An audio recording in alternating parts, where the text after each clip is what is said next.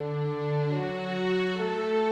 as some of you know, Final Fantasy 15 is a highly anticipated game supposed to release later this year, which is all fine and dandy. But if you have followed the development of this game since, I guess it's quote-unquote conception, and I mean Versus 13 conception, then you know Square Enix has made certain plot points of the game very public to explain the general setup of the game. Heck, they've even moved around a bunch of events of the game, but overall, the general concept has really stayed the same. Noctis is the prince of a kingdom that is at war with an angry old dude, and they are after the crystal that gives him the sparky blow-up powers. And then, you know, there's boy band stuff, etc, etc. Anyway, Square Enix, a totally perfect company that can do no wrong whatsoever, nope, never happens before, totally flawless, decided to create a full-length feature film. Yes, Square Enix decided to make a movie.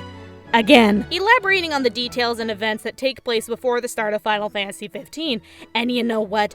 I'm game. The trailers look good, and I'm a big fan of Advent Children Final Fantasy 7, the movie created by the same people. So if you care about 15 at all, listen up, because I'm about to tell you if Kingsglaive Final Fantasy 15 is worth your gosh diddly dang time. And also, guys, this is a non-spoiler video. I'm not a monster, and some things are best left to mystery. This is just something short, sweet, and all over the place. Okay, let's roll! Okay, so right off the bat, the movie focuses on that tight tension between the treaty signing between Lucius and Niflheim, because Niflheim is run by creepy people and they can't be trusted because people can sense something shady is about to go down. And also, it doesn't help that Lucius and Niflheim have been at war for like 100 years, and you know, that's not the best way to create country relations, just... Ooh. Now, the movie is a combination of characters from the game and original characters made for the movie, but it mostly focuses on King Regis of Lucius, Luna, the princess chick who we all know and love, and Nyx, a soldier in the Kingsglaive. You know, the name of the movie. Good job there, Square. You did good. Good job naming. But the Kingsglaive is a skilled military unit that can borrow the king's magic and do all the sparky hardcore crap, you know, that stuff. Anyway, I'll be blunt, the overall plot isn't that confusing and is pretty easy to follow. Something isn't quite right about Niflheim's proposed peace treaty, and Nyx will go the extra mile to protect his king and Luna. And voila, you got yourself a solid action plot. However, if you have no knowledge of the 15 universe, things are going to be kind of hard to keep up with. The movie tries to get you up to speed in the beginning by giving you a lot of world exposition and character motivations within the first few minutes, and not catching all of it will probably happen. If you're a fan of the series, great, you'll know what's up, and if you're not, and you're just watching this video because you're a lovely fan of mine and a good boy who thumbs up all my videos, pretty please, then you're gonna have to take some notes on the exposition, kiddo, because you'll need them. There are also a lot of side characters who later turn out to be really important, but they either don't get enough screen time for decent development or attachment, and you'll just be like, what? Excuse me? What the heck is going on? God, why? It doesn't break the movie, but the impact is really lost, and certain events fall flat and or just make me slowly tilt my head to the side, thinking why?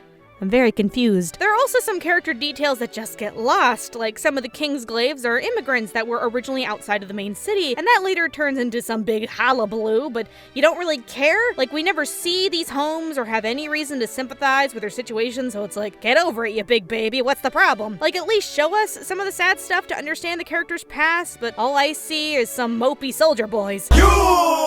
At least that's how I felt. It just wasn't explained as well as it could have been. Regardless, personally, the best scenes in the movie for me is with Regis, since he's such a cool dad and my personal fave. But I really enjoyed the banter scenes with Niflheim. Those really feel tense and they build up very nicely, and they make you feel for Regis and his situation. He's kind of stuck, he doesn't know what to do. He's weak, he's old, but my god, he does look very fashionable. You can sense Regis is a noble king as compared to the imperialistic Niflheim counterpart, and yay for tone, you did it, Square. I legit feel the tension, that's good. And speaking of characters, Nyx is without a doubt the main character, and well, he's fine, I guess. I didn't hate the guy, but boy was I getting deja vu because he is a dime a dozen character. You know, he's that reckless, heroic, kinda rebellious heart of gold boy with a dumb haircut. He is original to the movie and he does his part, although I rolled my eyes so hard near the end because of some stupid plot twist that just skyrockets him into the I'm a walking cliche, look at me mom, I'm a hero, that I just couldn't enjoy it. He's a standard, normal character. You could replace him with anybody and it would work. He's static, he doesn't change, and again, dumb haircut. But I can't complain, he gets the job done. And speaking of things I also didn't enjoy, I gotta complain here that they make Luna look like a huge dum-dum throughout the whole thing, minus like one scene, give or take. They really play up the helpless princess thing, and there is a massive opportunity to make her look really cool, but alas, nothing. What sucks is that we know Luna is cool. From Brotherhood to all the past Final Fantasy 15 promotional stuff, she seems badass, but this Luna seems like wasted potential, and I'm just like, yes. Also, she looks really different in this movie for some reason compared to the game. I don't know. She looks sick? It's the best way I can describe it. Maybe she had a cold, I don't know, but she just seems kind of dead in the eyes, like a fish that's been out of water for too long. I don't know, just kind of bothered me. Now, besides the story being okay, the movie shines in its visuals. Like, good God, just butter me up and call me buns. These visuals are smooth. This is an incredibly pretty movie, almost to the point where I forgot I was watching CGI. From the characters to the world design, the aesthetics are gorgeous, and it makes me very interested in the world of 15. It really is a fantasy based on reality, and I dig it hardcore. Also, everything is black, and since I'm a big emo, that's 10 out of 10 fine with me, bun seal of approval, because keep in mind, kids, I styled my hair after Noctis because I'm a massive nerd. And if someone could get me the Kingsglaive military jacket, that would be just dandy. I appreciate it. The movie is also full of great action accentuated by the beautiful visuals. While the action doesn't have quite the emotional punch to make it feel as exciting as it could be, it's still very fun to watch, especially when things get real. Of course, every now and then it's hard to keep track of who's who and whose butt that was, but being a Final Fantasy movie and all, physics are totally out the window, but the action is thoughtful enough that it's pleasing to the eye and not just white noise. So here's some confetti, Square Enix. You know how to make stuff blow up. You did it. Now, the action is all fine and well, but the pacing is very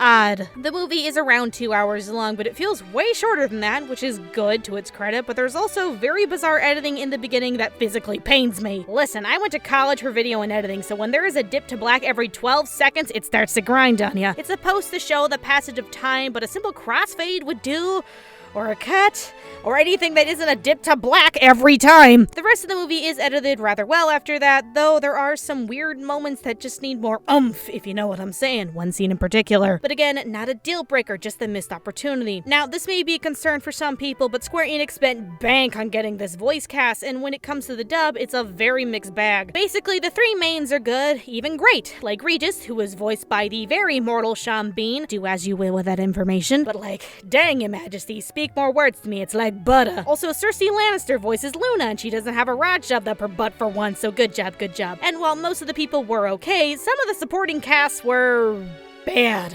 Like, really bad. Tubby here is my main complaint. Personally, it made me dislike him a lot since his delivery was so, I don't know, forced.